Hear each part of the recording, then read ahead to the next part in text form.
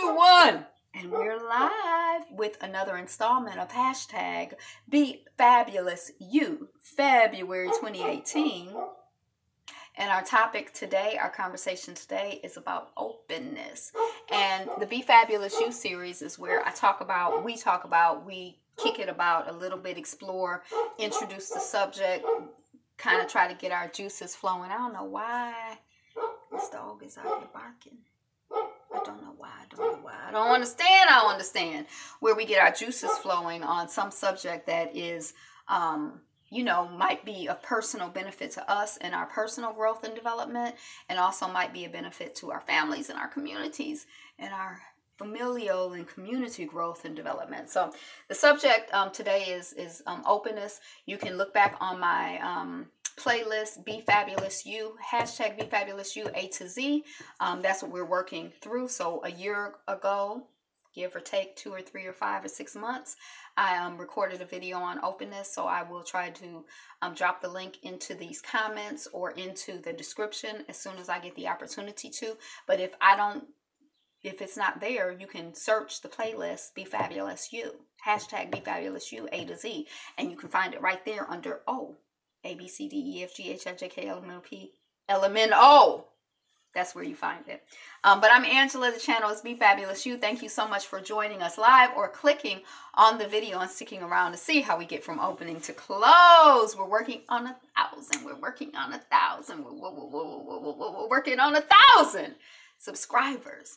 So if you are one of my first 1,000 subscribers, I truly, really, deeply, greatly appreciate you being one of the first charter subscribers to channel Be Fabulous You. Spread the word. I appreciate all of y'all who shout me out. Thank you. we received that. Likes, comments, and subscribes help as well. Queen Bianca Brooks.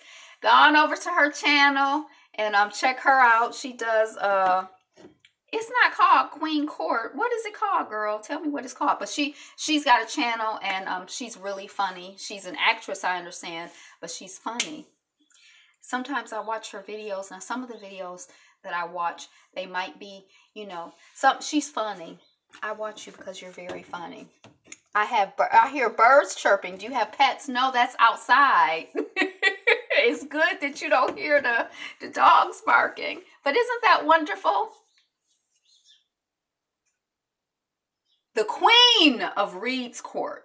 So go on over to Queen Bianca Brooks' channel and check out the Queen of Reed's Court. It's funny, it's quick, it's cute, it's charming, lots of personality. Yeah, check it out. Okay, so today we're talking about openness.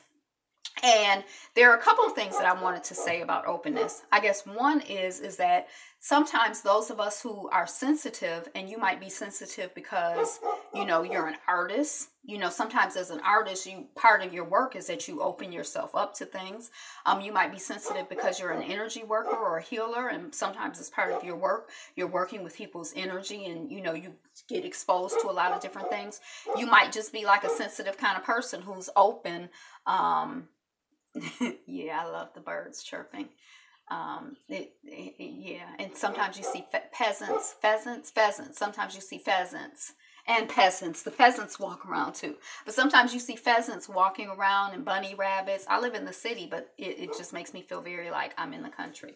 But there are lots of different reasons why we might be overly open to something. So when I first thought about the conversation for today, I wanted to talk about what are we opening ourselves up to, because sometimes you can open yourself up to some bull. Some of the stuff that you open yourself up to, you could just close yourself to it and not be open to it, and minimize or reduce the amount of mess, confusion, and bull skit that you have in your life. So consciously selecting who and what you open yourself up to is important. That's like something that we can do. And sometimes, like, I remember when I first moved to New York and I would ride the subways, and somebody had to tell me, if you don't feel comfortable sitting next to somebody, then like get up and move. And I'm like, oh yeah, I could. My legs work, I could get up and move. But for some reason, it like didn't register. So I know sometimes, we're opening ourselves up to stuff without even necessarily being conscious that maybe if I was conscious and making a choice, I wouldn't want to open myself up to this. So that was the first thing that I was thinking about when I was thinking about this whole conversation of openness. us becoming, you know, taking a moment to be, oh yes, I've had to close the door to certain things in my life. I refuse to let somebody drain me of my energy. And on the other side of it, opening the door to people and situations that increase your energy and, you know, energize you and make you feel good and make you feel excited and, you know, wonderful. So when I was first thinking about it, I was thinking about it in that context. And then when I was doing notes on the news feed, it's like sometimes I find that, you know, just the world sometimes is kind of draining. And I was feeling like really like I'm still like a little like not quite teary eyed, but like, you know, it's like you start getting drained just by like, you know, living and existing. And so it made me start thinking about like, for example, people who are energy workers, or when you do like when you are studying for a role, and, you know, how do you create boundaries that serve you in the work that you do, you know, or in the way that you live your life. And so, you know, kind of the importance of being selectively open. Like there's a time to be open and there's a time to be closed. Like, you know, if you're doing a show, you might want to be open.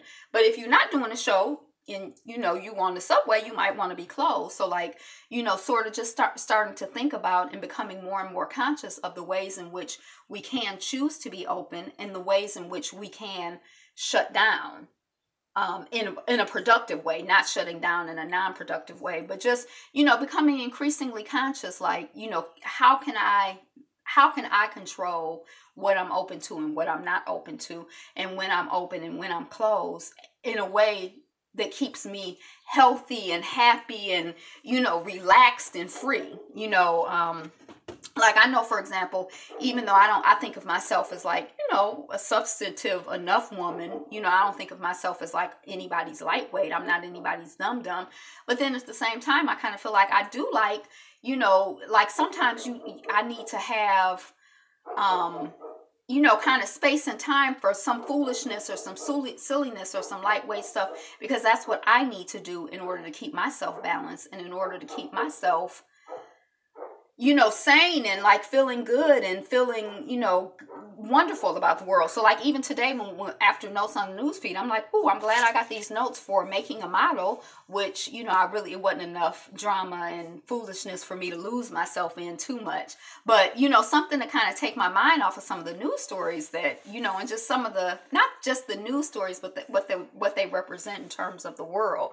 So different strategies that we might have. So like, you know, today, like I'm probably not going to, you know, there are some things I'm probably not going to do because I'm like, I might be a little too sensitive or a little too open to do them today. So I might be closed today, you know, it might be like building clothes for certain types of work and certain types of activities, because I'm, you know, I gotta live and I gotta be happy and I gotta be free.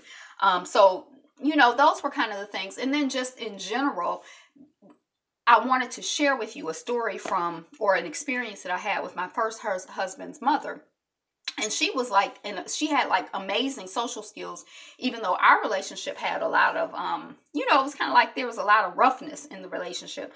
But one of the things that I learned from her and I always admired is like how, like the ways in which she handled people. And she had this way of handling situations where it was like she was almost not open to anything that wasn't like a compliment or positive. So like if someone would come up to her and be like, "You're crazy and I hate you," she'd be like, "Huh, pardon me?" And they'd be like, "You're crazy and I hate you." And she'd be like, "Wait, I didn't hear you." But she did it and said it in such a way, she would keep asking what they said, "Huh, pardon me." It didn't come across as like fake, like, "What did you say? Huh? What did you say? What? Huh? It was kind of like you almost got to a point where you're like, well, maybe she didn't hear me.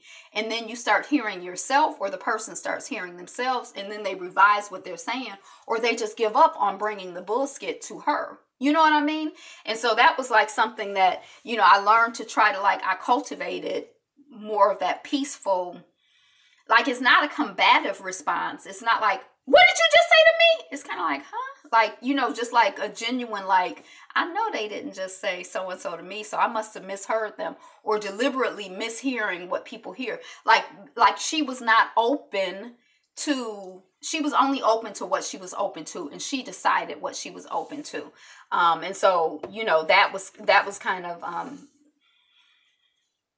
that was kind of like, it was kind of a blessing to observe that behavior and to begin to absorb that strategy. So if you have experiences of strategies that you have that keep, you know, filter in and out what you want to filter in and out of your life, and you want to share them, those are good things to share and to think about, you know, bringing them up to your consciousness to use. I'm back multitasking as usual. Yay! We're finishing up talking about openness. And also different strategies you have to keep yourself, you know, sane and happy and healthy in a world that sometimes seems really unsane and unhappy and unhealthy. Like, I have this belief, and I just choose to believe it, that there's like this veil, and it comes from Course in Miracles. But there's like a veil, and like you can see through the veil to God. Like, wherever you are, whoever you're with, there is God and good in every person in every situation. So I always try to challenge myself to see through the veil to the good and to the God.